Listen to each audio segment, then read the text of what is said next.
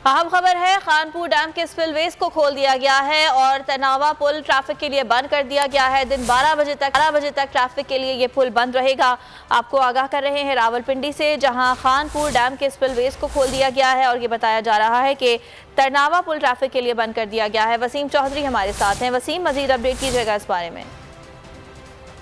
हालिया बारिशों के बायस जो है खानपुर डैम की पानी की जो सतह है वो इंतहाई बुलंद सतह पर पहुंच चुकी थी, जिसके बायस जो है आज स्पिलवे खोले गए हैं। सुबह 9 बजे से ये दिन 12 बजे तक स्पिलवे खोले जाएंगे। इस दौरान जो है तरनावा पुल पर जो है वो ट्रैफिक जो है वो मुकम्मल तौर पर बंद कर दी गई है, ताकि किसी भी नाखुशगवार वाक़े से बचा जा सके।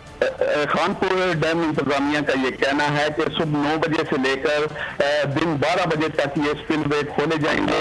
इंतजाम जो किए गए हैं वो खानपुर में पानी की जो सतह है वो बुलंद तरीन सतह पर पहुंच चुकी थी, जिसके बायस ये इकदाम किए गए हैं। जी ठीक है वसीम चौधरी, बहुत शुक्रिया आपका। एक बार फिर नंबर 1 सब्सक्राइब करें और बेल दबाएं ताकि कोई खबर रह न जाए।